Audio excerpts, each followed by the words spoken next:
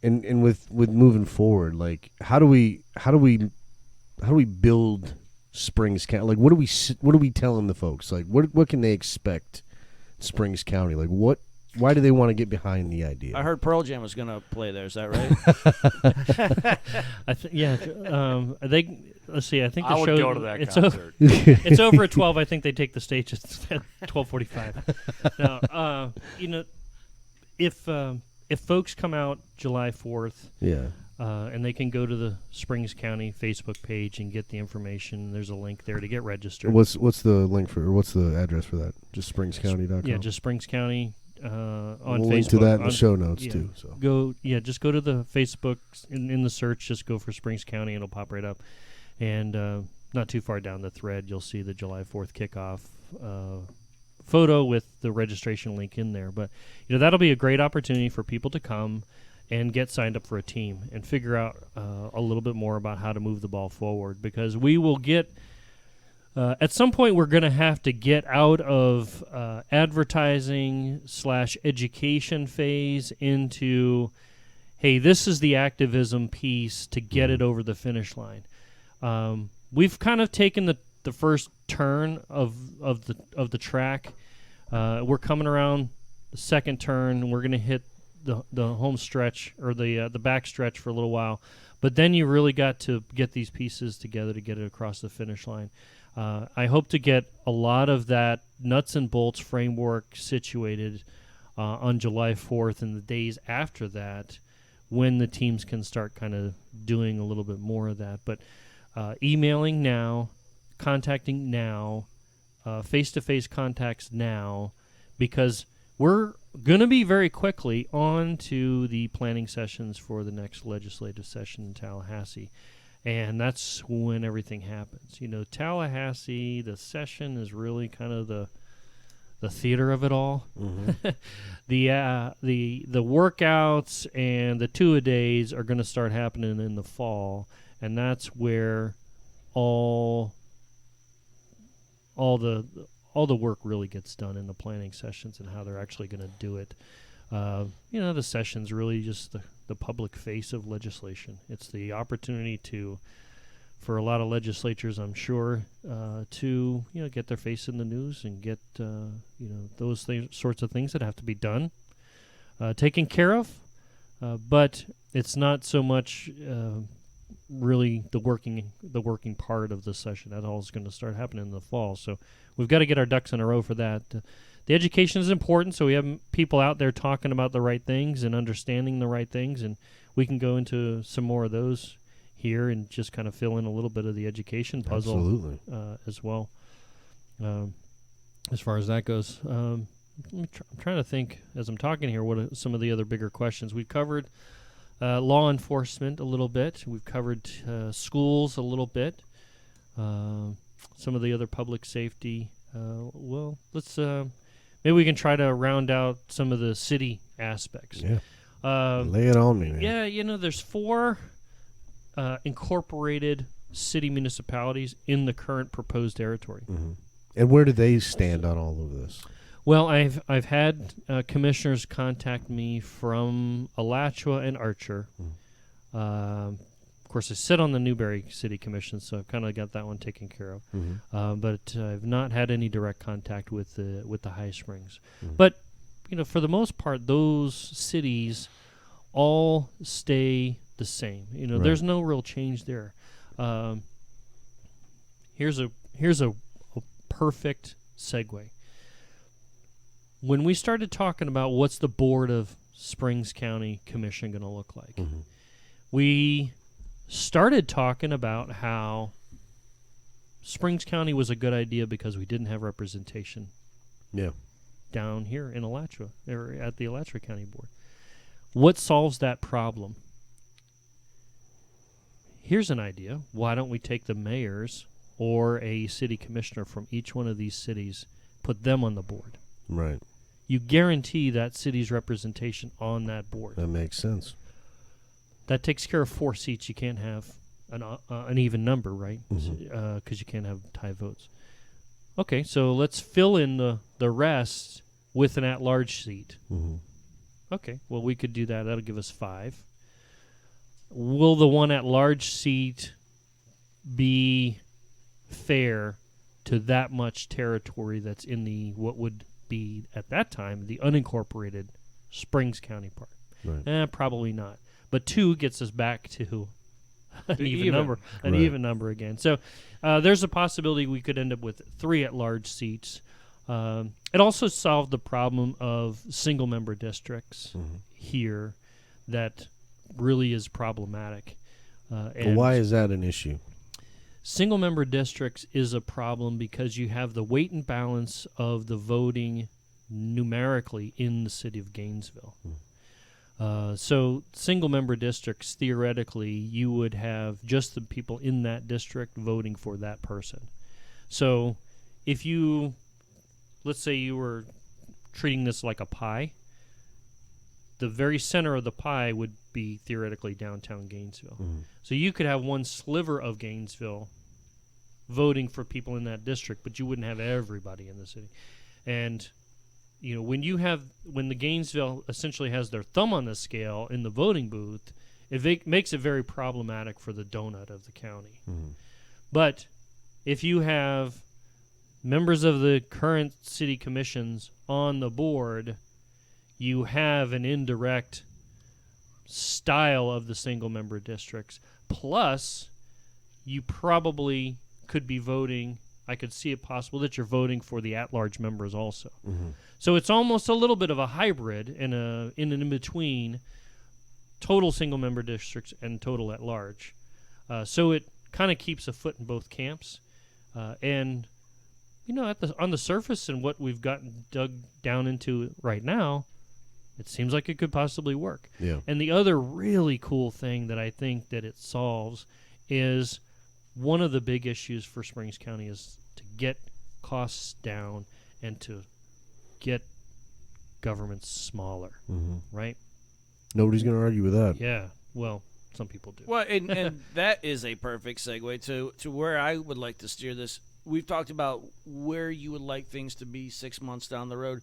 No doubt you're getting hit with objections. What are the top 2 or 3? And I'm talking about people who have actually taken the time to take a glance at this. What are you hearing that what are the common things that naysayers may say to you about this? Well, we live in a microwave society, right? So everybody wants the answer to every question, and it's just not possible right now because we don't have a deadline, so to speak.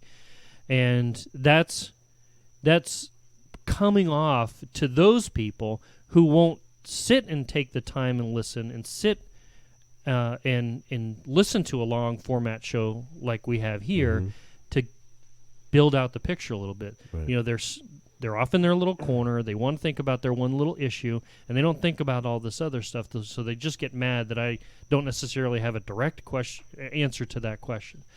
So they want it all wrapped up in a little bow so they can say yes or no.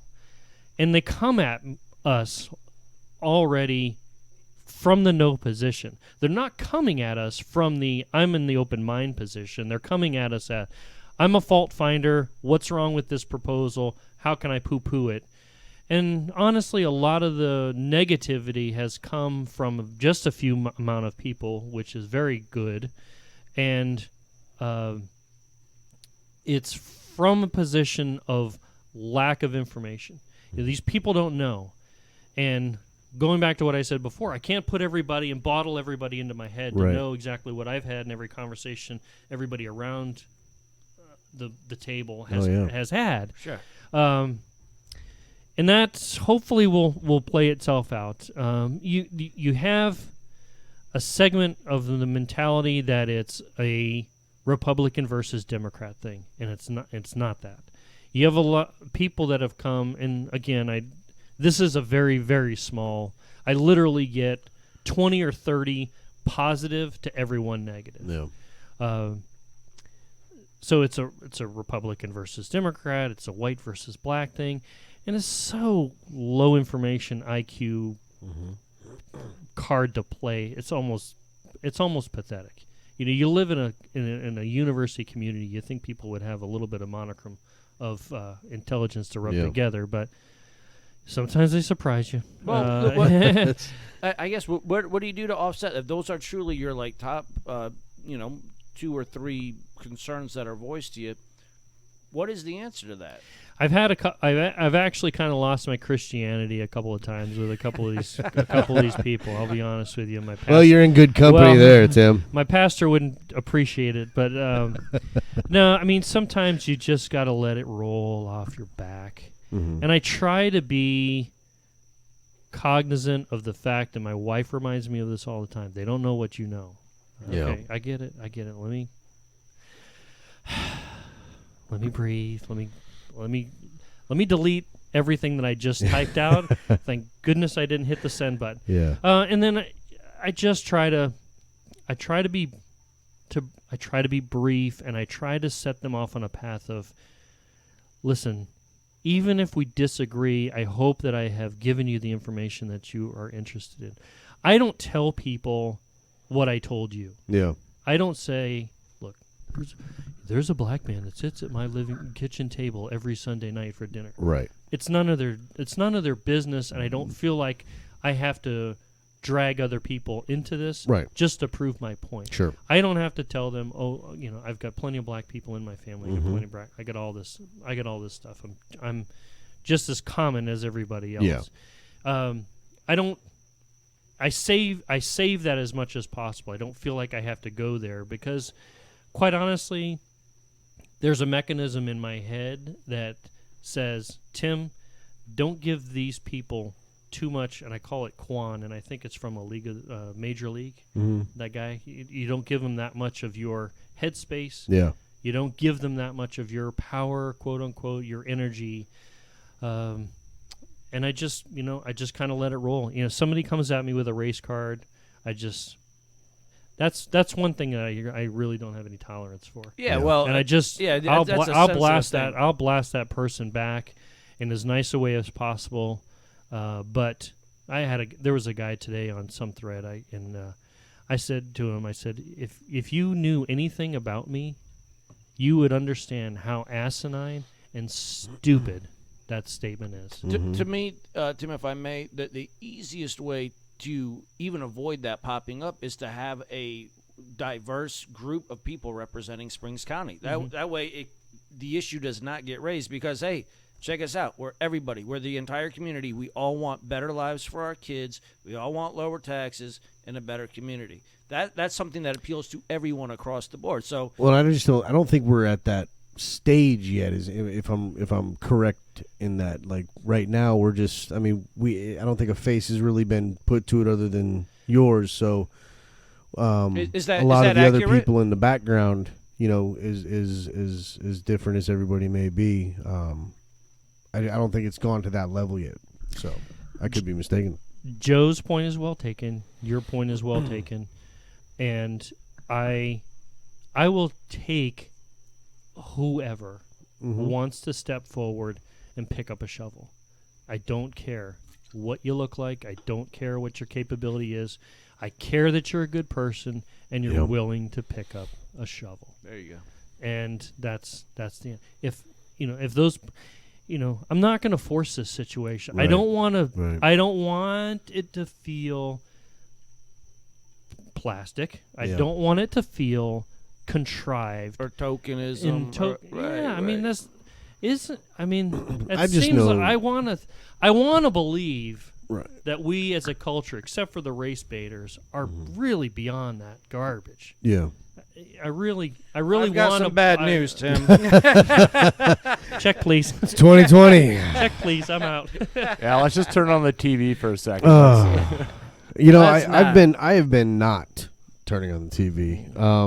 I was talking with Matt a little earlier today, just about how I'm having trouble sometimes just dealing with everything that's going on. We've got a show here, and we're trying to stay current. I don't want to be talking about things that happened 2 weeks ago. So I dip my toe in the water every now and again and take the temperature, see what's going on out there, and man, I hate even checking these days because it's it's crazy, and I don't even know what to say about it. But it's everybody sort of just laughs and attributes it to it's 2020. What are you going to do? I have a little bit of a thought, and it's that the government creates so much friction because they're so involved in our lives. Yeah, I agree with that. The government is too big, too expensive, and way too intrusive. A coworker of mine does a podcast, and it's all about surveillance. Yeah, and I like this coworker. We're gonna talk. We're gonna talk about this coworker. I want to know who this is. He shall remain nameless, and until I get him on the podcast. Yeah, that's the goal. Yeah, there you go. But I was saying, actually on the other radio show earlier this week, I said, if we can get government smaller and out of our lives, a lot of the friction is gone. Yeah. Think about what can you do nowadays that the government's not involved in some way, shape, or form. And it forces people to take sides, and it forces a lot of the narrative that's completely unnecessary. Yeah. Completely unnecessary. And, I mean, we fight about taxes, we fight about costs, we fight about regulation, we fight about not being able to put a building in our backyard. And, all of that placates to side taking and, whose side are you on? Now, how do we the make last sure guy on the basketball court? How do we make sure that Springs County doesn't evolve into that, though? Can we build that into the foundation, and to ensure that down the road, 30, 40 years down the road, we're not saying, to hell with Springs County, we need to get on to bigger and better things. I'm going to take care of that because I'm going to run for mayor of Springs County, and I'll make sure that never happens. So everybody's going to leave. Some of it, yeah. Population 1. Oh boy, we. I'd like to think that we're trying to bake some of that into the cake already. Yeah.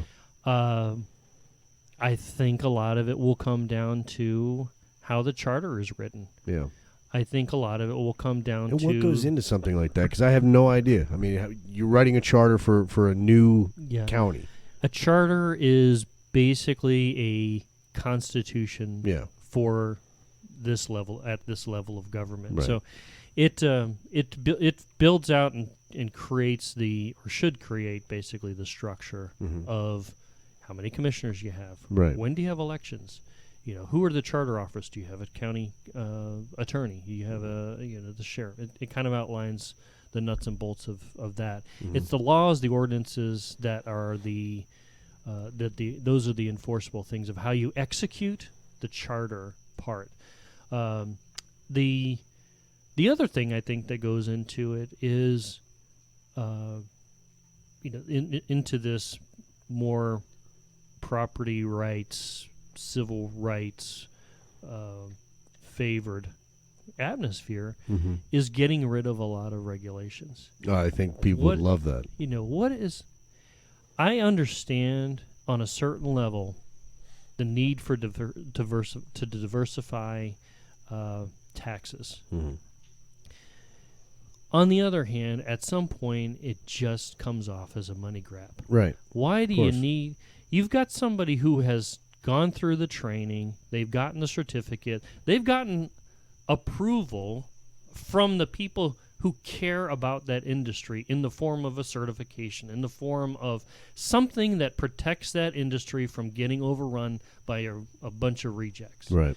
And shouldn't that be good enough for us, Joe Average? Why do I need to charge that guy or girl $30 for a friggin' license to have a damn push cart?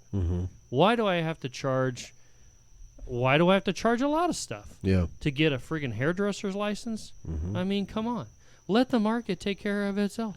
If that idiot can't cut hair, guess what? In 2 weeks, the market will shut. snuff them out for sure. For goodness sakes. Yeah. And it's one of those onerous things, and in my opinion, the government creates a lot of this friction. Yeah. That is totally unnecessary. So And it prevents good people from doing a lot of things because they don't want. We shouldn't be in the situation of having to choose whether to start a business because it's a good idea, and having to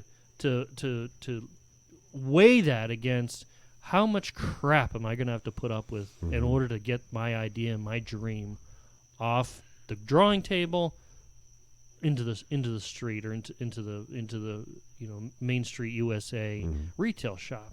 And a lot of that's just kind of bigger stuff, but it's just where my head goes and where I just find myself gravitating toward. That's the fascinating part of this for me. if I may, there's going to be listeners who hear deregulation and instinctively think about the environment. Yeah. And we're talking about Springs County, Yeah. named after our springs. Right.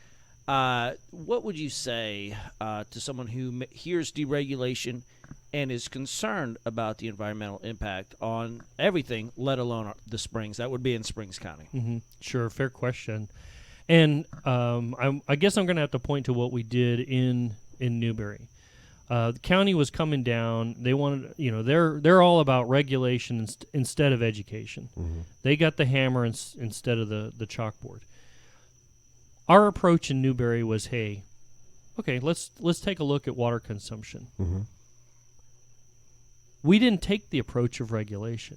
We Right. took the approach of let's educate and let's address the pricing structure. And it took more of a free market approach. You want to use more water? Okay, but you got to pay for it. Mm-hmm.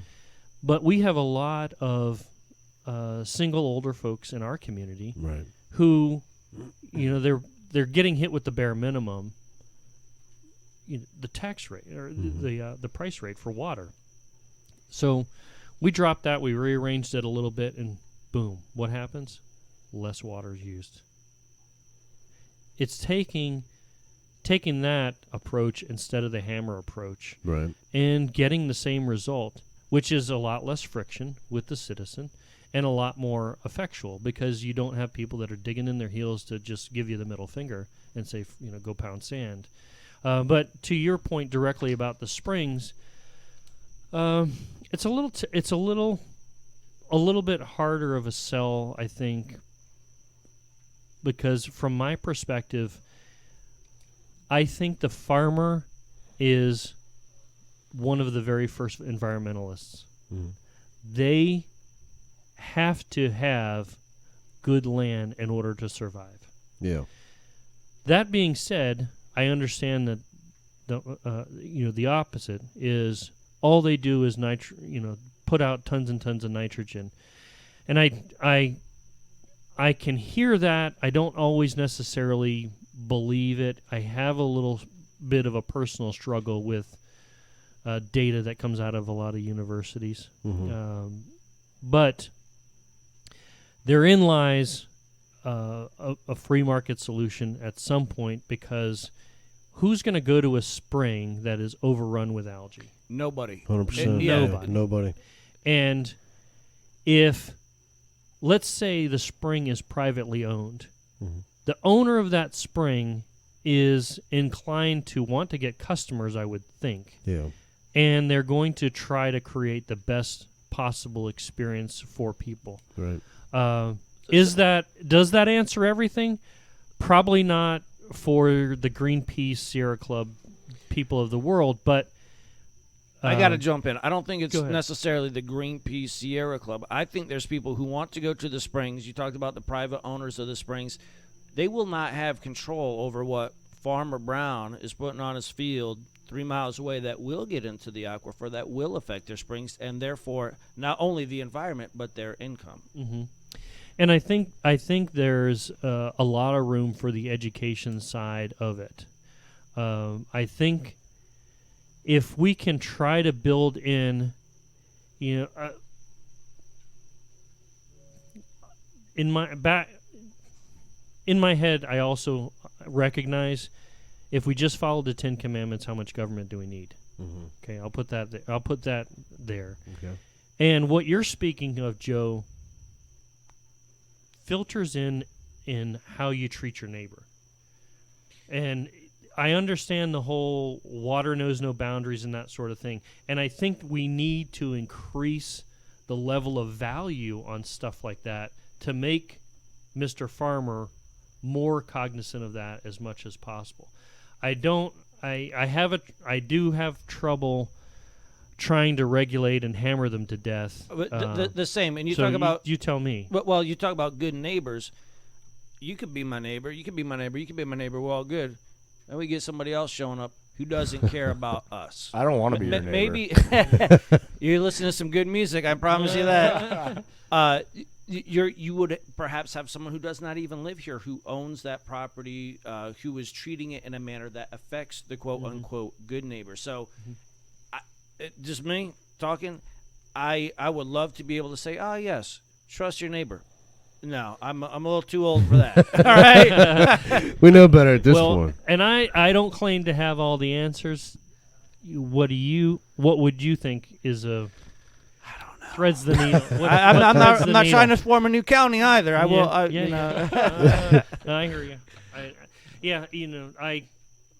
I recognize that I'm supposed to have all the answers. I am fallible. I just want to throw it out there because I do feel that would be a valid concern. That some people may have, and in particular, we're not talking about just anywhere. This is God's country, man. This is beautiful. And those springs, I don't have to tell you about it. Perfect. Well, obviously, Springs County. Exactly. It ties in. You want to look out for the springs in Springs County, right? Which springs in particular, some of the larger ones around here, would be included in this? Pretty much all of them. Yeah. Because I'm not even. I know there's, the kind of the Bulwer Springs that's down kind of southeast of downtown Gainesville that's down there, but a good majority of them would be in the Springs County. And as I'm kind of sitting here, it occurs to me that if I'm not mistaken, a good number of those are actually within the city boundary of High Springs and would, probably be a good first line of defense on protecting those things. And there's a pretty probably fair argument sometimes out there where the liberal Democrat mindset is that the Republicans don't give a damn about the environment, right? And that's just not true. It's just not true. It is not true. Yeah, that is So, be that as it may, that's the enemy that that we have to fight together. Right. Both sides of the aisle have to fight that together, and. Maybe I'm naive, but I think there's enough smart people in the room that can figure those kind of things out. Mm-hmm. And there's certainly people in the room that are a hell of a lot smarter than I am. That's for damn sure. Not this guy. Why are you pointing at Nick? Why are you pointing at Nick?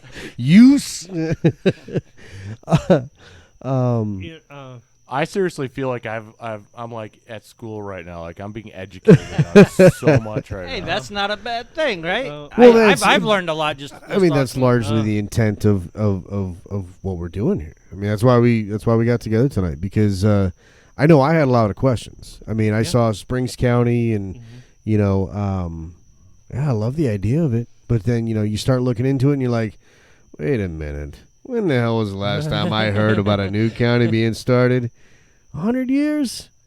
So that's a while. There's if you actually look at Georgia, for instance, Georgia's got an ungodly amount of counties, and one of the. I'm trying to think of a smart-ass remark about Georgia. I can't think of anything off the top of my head, but go ahead. I was trying to do the same thing. They got a lot of mud. Yeah. One of the bigger reasons was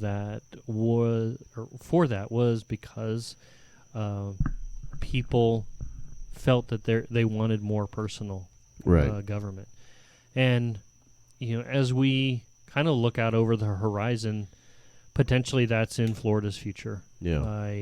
In this walk, I have found several of the beach communities out in Jacksonville wanted to create their own county when they were talking about the consolidation in Duval and Jacksonville, in the city of Jacksonville.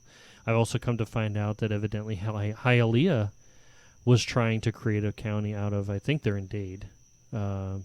Forgive my Central Florida ignorance. So it's very possible once this gets beyond the four walls of Alachua County that there are other opportunities for people to take advantage of. Hey, if the state's going to already take care, Right. the state's going to address this for them. How about us over here? And what about Alachua County? Because I mean, have you heard from anybody in Alachua County? I got to be. I'm curious because we're talking about splitting the damn thing. So, yeah. Is there anybody that's reached out to you and been like, "Hey, man, what are you doing?" No, everybody's. Just I haven't kinda, had anybody come at me directly. There are folks who have contacted me that kind of sit on the proposed 34th Street border who say, well, I don't want to have anything to do with you. Yeah. And I say, well, I don't want to have anything to do with Alachua County.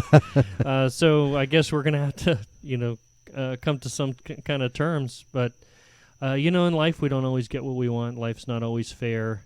And I appreciate that they don't want to be involved, but a lot of that comes from being uneducated. Yeah. But I still have to give them their due, right? I don't want to force myself or force Springs County on anybody that doesn't want to be there. Right. But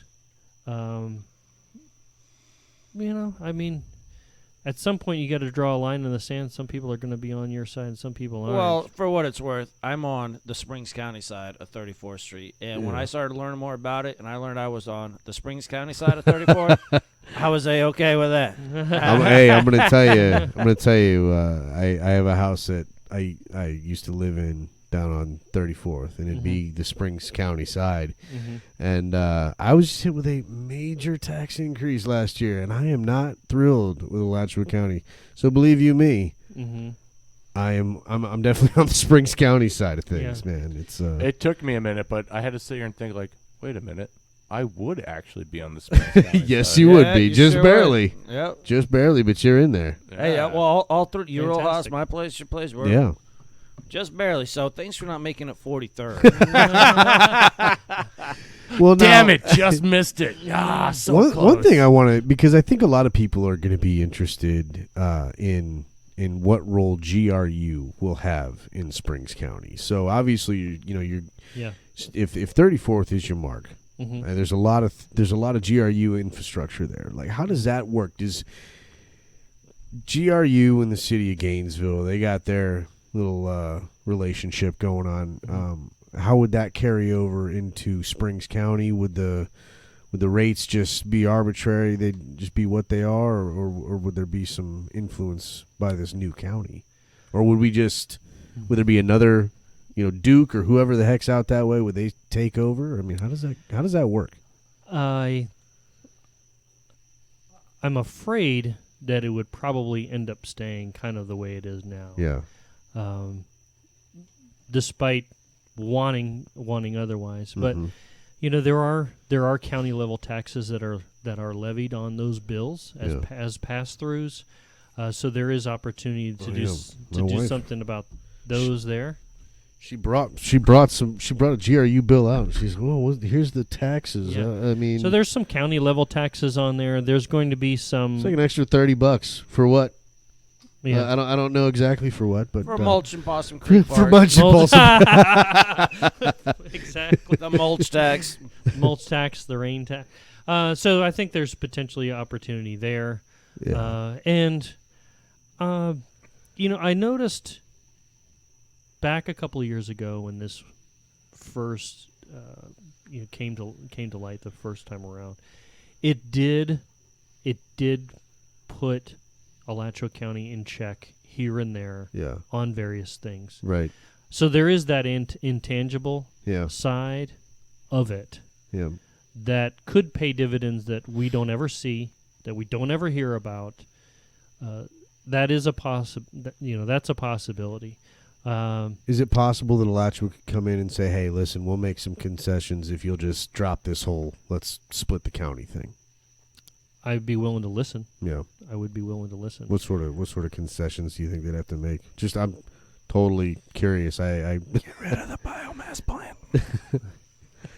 I am largely in the dark Somebody- on the whole biomass. I had a great plant. idea about getting rid of a biomass plant all of a sudden. Yes, I'm in. when this is over, we're gonna have a shot of whiskey, and somebody's gonna explain this biomass mess to me. I swear to God, because I know it's a mess, but I don't know all the. Yeah, you're kind of hitting me off guard. I don't know what that would be. Yeah. But if the Alachua County happens to hear this and they want to come to the table, they better come with their best game and their only game. I feel like I should because at least. I won't take any. I won't take for the people that are in this fight.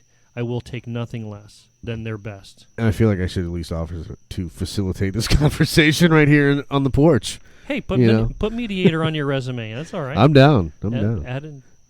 Add another line. That's perfect. Let's play ball. Hey, one other thing that I failed to mention, I apologize, earlier about the whole the Springs County Board of County Commissioners. Mm-hmm. One other really cool thing that I think that we came up with that could work is instead of bearing the expense of a whole giant token chamber, Mm-hmm. a county chamber of where they meet, we've come up with an idea of utilizing the existing city halls that we Right. already have, and that does two things. A, it drives down costs, Right. but B, it also gives citizens access to that board multiple times a year. Mm-hmm. Because with just the 4 existing now, you'll have that person or that board in front of you twice a year. Yeah. Whereas now maybe you get them once, and every other year you get them 3 times. No. So that accessibility increase for the citizen, I think, adds a lot of value to the Springs County idea and the Springs County process. Just on the access level, totally aside from the financial benefit of not having to build one of those big tributes. What? So here I am. I'm on the right side of 34th Street. A couple years from now, Springs County is a thing. Yeah. How has my life changed? How has your life changed if you're still in Alachua County? No. Oh. I'm with you. Oh, you're I'm on the right side. I'm on the right side. I'm The in Springs correct County. side. Okay, I was looking in my head, looking at the map, and the right side is still Alachua County. You got me there. No, but I think the transition. I think there will be not only a physical but a mental transition that happens. We have talked about the taxes. Unfortunately, having to probably stay the same for a period of time. And the thought about that was, hey, if we can, right out of the gate, drive down the cost of government and maintain the taxes, there's going to be a spread there that we can build up as a reserve. Mm-hmm. Take that and just start plowing it into the infrastructure that's been terribly Right. neglected everywhere outside of Gainesville. Yeah. That has happened. I So actually the- was the on road- a road going Yeah. into Gilchrist County, and my wife and I laughed about this. The county line. oh, I mean, it goes from just bumping and I'm driving my truck, hauling a camper behind me, Yeah. and I'm jarring around the road, bouncing every which way. As soon as I hit that county line, smooth as glass. Nick was on Northwest 78th Avenue, a.k.a. County Road 232. That may have Were been you it. not? Oh, I think it was. I was on my way out to like guarantee High it. Springs or something like Oh, that. I don't know. guarantee- Well, maybe you were on Post Springs Road. I don't know about that, but definitely 78th Avenue is. And the comeback is always, well, Gilchrist County is a subsidized county. I don't know that that's totally true, but What does that mean? Even What's the difference in a subsidized county Okay. and a non-subsidized county? I have no idea. well, hold that thought. Even if that was true, even if they're a subsidized county, Mm-hmm. they're doing more with their money than what Alachua County does. Yeah. So even if it's subsidized, the money that they are getting, they're doing a better job with it. Subsidized county basically means they can't on their own necessarily cover their own costs, so the state kicks them a few bucks from everybody else. Gotcha. It's kind of a socialistic approach, Gotcha. quite frankly. And one thing that has come up in the discussion about, well, the state is not going to divide and create 2 unsustainable counties. And, until we get the numbers back, I don't think, intuitively, I don't think that's going to be the case. I think the last time around, the tax revenue generated west of 34th Street was $484 million. I was going to say, I mean, if you can't run a county the on west side, $484 million, yeah, you've got a problem. Clearly, the west side of Gainesville is going to generate more revenue. Mm-hmm. I mean, that's just the way it is. And if you get into if we're able to pull off the no property tax thing, I'll be honest with you. There's a part of me that wonders if we would potentially make it too good over there. Yeah. And it would just get barnstormed and blow up into this metropolis of Florida. Well, but you know what? That's nice, too, about a lot of the areas that you're talking about. I mean, some of the, like, where we're at here, this is it. You're not really building much in here. I mean, you got conservative area over here and yeah. So, and so we're even if stuck. Yeah, even if, well, to your point, even if the boundary doesn't end up at 34th Street, Mm-hmm. sorry guys, but if it doesn't, then everything's moving that way anyway. Yeah. So even maybe potentially by the time this gets pulled off and the deadline comes to pass, people have had time to move if they wanted to move, and we're going to be a couple more years down the road, and man, just in the time period that I've lived in Newberry, the place is gone ballistic. Oh yeah, Yeah. Jonesville has Blowing gone up out ballistic. that Oh, yeah. And there's nowhere else to go. Right. So we established, and it's not going to surprise anyone, the west side of the county does generate significant tax revenue. What would you say to people who say, yeah, what about the people on the east side who will now have even less to work with? In other words, you might feel people on the east side might feel that they're being left even further behind than what they may already feel they are. Elections have consequences, don't they? That is a fantastic answer, and it's a very true one. Yeah. You sleep in the bed that you made. If you want better government, change your attitude. All right. Right. Very nice. I 100% on that one. Yeah. Well put, sir. I had a chip in somewhere. I don't know. Matt, how you doing? Matt's away. That's Matt's contribution. Like I said, I seriously feel like I'm cur- getting an education right now. Like I'm too busy learning to actually say anything. I'm just. Let me ask you. Let me become the interviewer.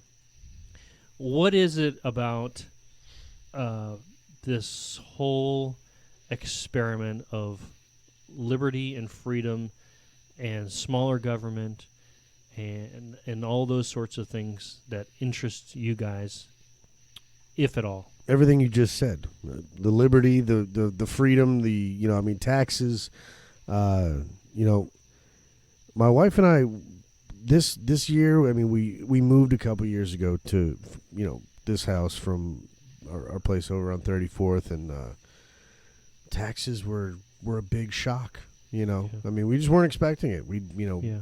And so yeah, definitely seeing that come down a little bit. That's a big deal, but definitely a little bit more clarity in government than what we're getting right now. And if you don't mind, let me kind of jump in and answer that. I would like, and one of the things that attracts me is a government that reflects not only myself but the community as a whole. And right now, I don't feel, and I'm a citizen of Gainesville, I don't feel we have that. We don't have that. It's detachment. It is elitism. It is if they're even aware of the, as you say, quote unquote, normal Joe like I am. They certainly don't care about us, at least from anything that I can see. Another thing I'll state is there is no balance of viewpoint. I'm trying to say someone neutral just for the sake of this podcast, but it is all on one side. There is no balance. It seems to be a race to who can get further extreme. I would love a government that reflects the community that it serves. Well, a government. Amen. Yeah, amen. A smaller, and it galls me to no end when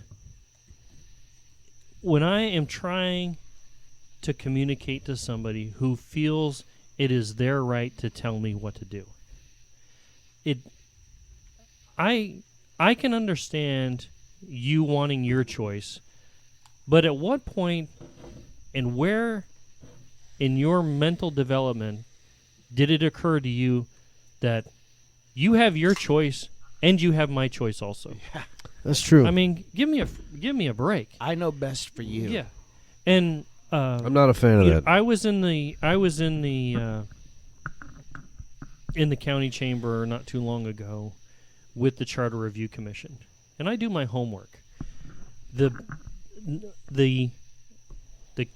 Charter Review Commission is appointed by the Board of County Commission. I respect that authority.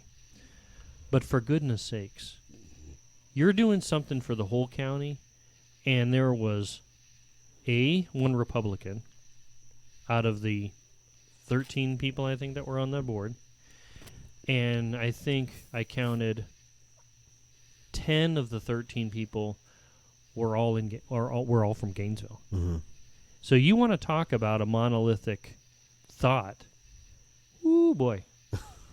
You got a monolithic thought right there. In fact, that night, God bless him, the one Republican, when it came down to the discussion about the single-member districts, the Charter Review Commission did not even want to have the discussion. Mm-hmm. What are you afraid of? What is so bad about having a discussion? They didn't even want to have the discussion. He said, I'm done, and he walked off. I think that's part of the problem and he quit. with the world we have today. And he quit. Is the lack of conversation, lack of people willing to have conversations.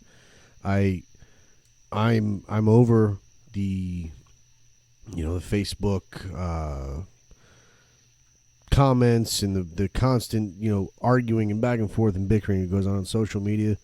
For me, this is the only way to do it. Sit down, face to face conversation, look somebody in the eyes and talk about it. To the point that I'm hanging up social media. I can't stand it anymore. It's bad for my mental health, and I refuse to. That is true. I showed up this I showed up this afternoon, and I just looked at Nick. I'm like, man, you look exhausted. Are you all right? It's pretty easy to. And all I was doing today was I went to work and I watched the news. I think when I got home, and I looked exhausted. Yeah. That's just the world we live in today.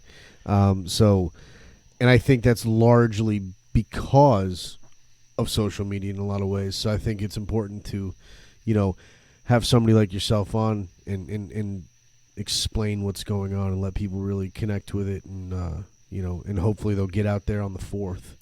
Well, and I hope people help rock and roll.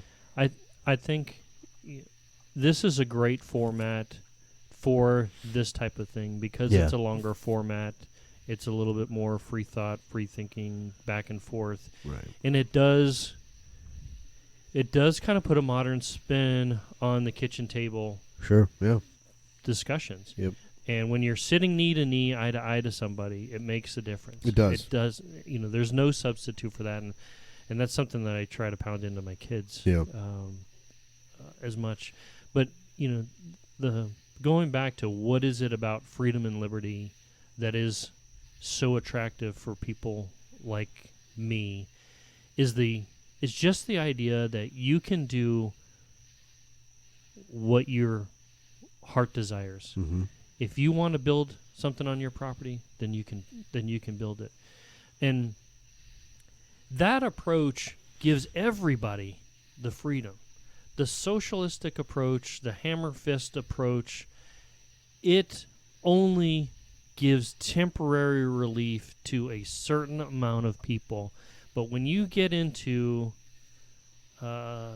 what this country was founded on, it gives that opportunity to everybody, regardless of what you bring to the table. Here. If you have no excuse. I don't care who you are. I don't think that you have any excuse in this day and age, in this country, to not go work if you want to go work. I couldn't agree more. And I'm not trying to cut you off, but I think about other societies and other cultures, and I'm not trying to dump on them. But if you're born in a certain caste system, that's where you are. That's where your parents were. That's where your kids are going to be, and there's absolutely nothing you can do about it. Here in the U.S., you can. I'm not saying it's going to be easy. Yes, different people start from different starting lines, but you can, as we have seen by so many people who have done it, you can jump several steps, several rungs higher on the ladder, and I love that. I love that. You got to work. Yes, it's not going to be easy. Yeah, you're going to encounter some obstacles, but it can happen, and you know that because other people have done it many times. And just for reference, the first time I ever rode in Joe's car, it had holes in the bottom. I could see the road moving underneath. Like the Flintstones. And I think it was shortly before I met him. I think it was when he got his first pair of shoes. So there was a time where I did not own shoes, and that's not a lie. But he had two beautiful Les Paul guitars. I'll tell you, originals, baby. I can see what brought you two together. But exactly, priorities, priorities. But I mean, that's what I'm saying. I know where you've come from, and I know where you are now. And a little bit of hard work, a little bit of perseverance, positive attitude. It can get you a lot of places. It's the old quote that's attributed to Abraham Lincoln. I don't know if it is, but he says, "Most people are about as happy as they make up their minds to be." That's interesting. Huh? I like that. That's on point. I don't know if he really said it, but it's on point. I'm sure if he didn't, somebody will let us know. Yeah, somebody's always typing. Somebody, yes, furious typing right now. I hear it. We need to do some fact checking on that. Snopes. we need is on a the fact case. checker. Who is your if you were going to point to somebody in government that you admire at any level, is there anybody out there that you guys find yourself gravitating to? I have been a fan of Dan Crenshaw out in Texas. Oh, there's a great choice. I've been a fan of him. I've listened to a lot of what he's had to say. I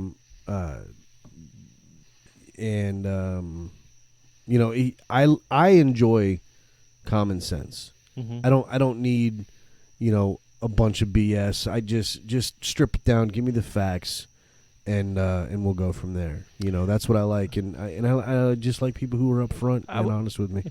Women like the highlights, guys like the play-by-play. Yeah. I was going to keep it more local. Ted Yoho he has announced he is not going to seek re-election for the 3rd Congressional District, and how wonderful is that? Now, first of all, I like Ted Yoho and a lot of what he represents. I'm glad that he stuck to his word, though. And how wild is that? You know what? I didn't expect him to. I'll be honest. Of course you didn't, because politicians don't stick to their words. I expected him to get in there right? and become another career politician, and he could have. Yep. And you know what? I'd have voted for him because he's pretty good. Yeah. But man, what respect for a guy who walks it like he talks it. And by the way, we're getting into August 18th primary elections. We have some wonderful candidates up for that position. Yes, we do. I'm talking about Kat Kamek is awesome. I like what Judson Sapp has to say. And you talked about favorite politicians and people you respect. Todd Chase. Can't say enough about Todd Chase. He's an awesome dude. I like Todd Chase. Matt, it's your turn. I still own a T-shirt that says Brett Favre for president. He's not the most political, but he makes a hell of a co-host, I'll tell you that. This just in, Matt's from Wisconsin. True story. I told this story last week, I think it was, where the first time I met Matt and I showed up at his house, it had a bright yellow wall and a big life-size cutout of Aaron Rodgers up there. It was very strange, but... Kids are born with a number 4 jersey in Wisconsin. Yeah. And actually, on my shirt that says Favre for president, instead of the word 4, it was the number 4.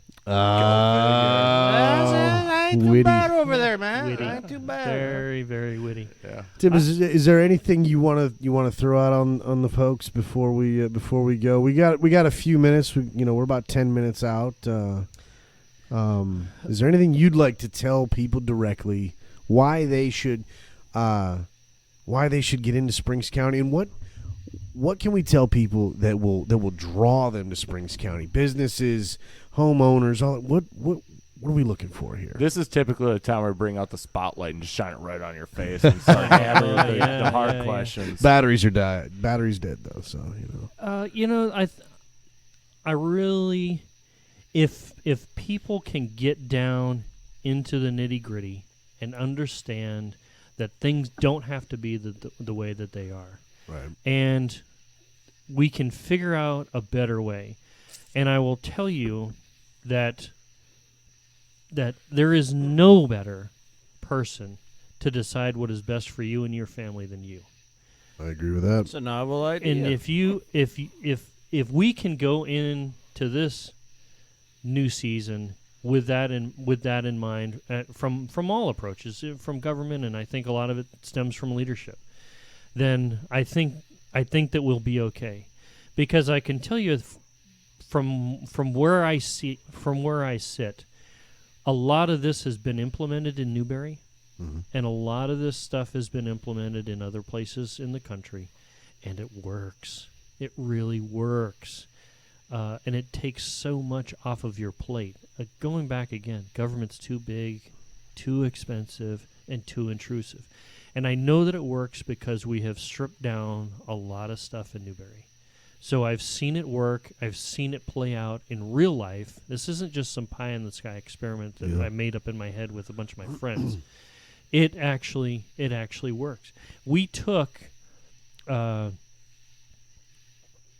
social programs, for instance. We had a food pantry in Newberry, and we stopped funding it. We had an organization that was getting a check to sort of kind of stimulate the economy kind of thing in Newberry, and we stopped writing them a check.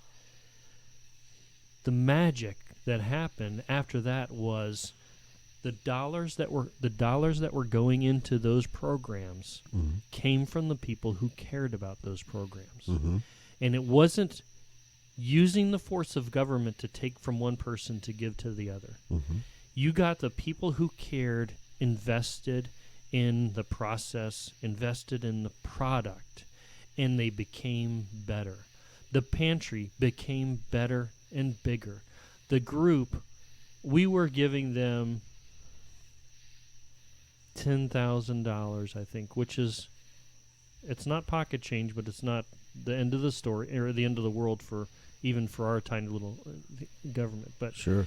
we cut that off, and a business wrote them a check for $10,000 because the business is in the affected area. Right. And I remember sitting on the dais and telling this older woman who had just finished telling me, "You're going to hell if you don't approve this." Can't argue with that, Tim. Okay. We played rock and roll once in Live Oak. We played rock and roll once in Live Oak in a bar. We were told we were going to hell also. Once we get a group rate. The operative word once. It was once. But boy, did we learn. I sat there and I said, with all due respect, from where I seat, I am taking opportunity away from you by writing you a check. Because I believe in my heart of hearts that there's more people out there who don't give because they know that they're giving through taxes and they know that you're getting it from everybody else. Sure. So why should I bother to write a check? But as soon as they find out, they can become invested in that directly. Yeah. And when you push, God love us at the city government level, but even our process is not as efficient as a lot of the private sector can be. Right. And it's cliche to say that the government can do it better. I don't believe it. Name me in the last couple of minutes we have. Name me something that government does well. Squander my tax dollars. Yeah. Okay. That's it. Okay. Yeah. I mean, What do they do well? What do they do well? What do they do great? Well, I That can. is What do actually they a do tough question. great? I know that the fact Defense. that the fact that there is a long on-running joke about I'm from the government and I'm here to help, Yeah. and that being a terrifying, Oh yeah. thing. Cliches develop for a reason. That says a lot. Yeah, absolutely. But actually, defense is usually one of the only ones that I can come up with, and novel. That's one of the only things that's in the Constitution that the government actually does. You know, Yeah. I work in my work. I am a fundraiser for the John Birch Society. I cover the eastern side of the United States. It's a very constitutional oriented organization. Right. Bob Dylan wrote a song about it. Yeah. Look yeah. at this guy over here, Mr. Information. So did Charlie Daniels. Oh as yeah, well. But there were different perspectives. Oh, but- that's yeah, right. totally. But The dude I- dropped yes. in. Forgot about that. you know, Easy Rider. One of Uneasy the bigger themes of what goes on in that world of mine is looking at the Constitution, and we apply it so poorly nowadays. Mm-hmm. By our calculation, 80% of the Constitution is 80% of the government is unconstitutional. Mm-hmm. What would that mean to Matt, to Nick, to Tim, and Joe's lives if 80% of the government was gone? I haven't contemplated that, and that's a heavy question. I yeah. don't know that I have a. I really don't know. You're asking an honest question. I'm giving you an honest answer. Yeah. I don't know. Yeah, that's a Well- hard one. well, 100%. I have hardly said anything at all tonight, and Yeah. I have even less to say now. that you asked that question. Well, if it takes so much of the problem side of the equation away. Yeah. It just poof, Yeah, it's gone. yeah. Because you don't have to worry about how much taxes. You're not worried about taxes anymore. Yeah. You're not worried about the Department of Education coming down on your kids at school with Common Core. Ugh. You're not worried about the duplicity of the Department of Energies and the departments of environmental protection. You're not worried about all of that stuff anymore. We were meant to be a compact Yeah, of the several states. We're not meant to be one state in 50 parts. right. And it is the experiment of pushing that as far down to the individual, because the individual is the best arbiter of what is good for you and what's good for your family. Period. That's a great way and to that's, close that's, this out. That's it right there. Because if I could, I would reach out and underline what you said about the individual, because Yeah. I wholeheartedly believe in that. And that's good for everybody. That's good for everybody. Wherever you come from, you have a place in individual land. I like the sound of it, Tim. Yeah. Well, thank you very much for having me. Tim Martin, SpringsCounty.com. Is that what we're talking? Yeah, and and also they can email you at springscounty@gmail.com. Mhm. Is that right? Yes, in the And Facebook page. July 4th. Where's that going to be at? It's at the Laura. It's at the Prize property. If you come into Newberry, whether you're coming from the light in Newberry, you're going to go about a mile north, and you'll see signs. If you're coming from High Springs, which is really the only other option, Yeah. you're coming south. Before you get into Newberry, you're going to start seeing the signs. The road is 9th Place, and it is directly across from the entrance to the Newberry Corner subdivision. If you're familiar with the area, it's the same road. I know right where you're right at. right near the floor store, right near RPM Auto. Eastern Newberry Sports Complex is in that right area. Yep. While I can't that is speak just for north of everybody that. at this table, I can tell you that I will definitely be there. It's going to be from seeing 10 what's going to on, it's so. going to be from 10 to 12, so it's not a huge time commitment Yeah. on a holiday. But just the timing of it seemed real fitting to do something as a tribute. Well, and let's be honest, there's not a lot else going on July 4th this year. Everybody's pretty much shutting it down, so I think we got time, Yeah. But, well, Tim, thank you again for coming out. And everybody get over to springscounty.com, email springscounty@gmail.com, and let everybody know what you can do, because I like the sound of this. How about you, Matt? I think it sounds great. There you go. Wonderful. Well, this has been another episode of the Porchville Podcast. Ladies and gentlemen, boys and girls, get over to porchvillepod.com. Send us an email at porchmail@porchvillepod.com. Find us on Facebook, Instagram, Twitter, and we're on YouTube and wherever you download your podcast. Make sure to hit that subscribe button. Let us know how we're doing, and that's all I got. Stay safe out there. Springs County. Keep your mental health in check, ladies and gentlemen. Much love to you. We'll see you next time. Bye-bye.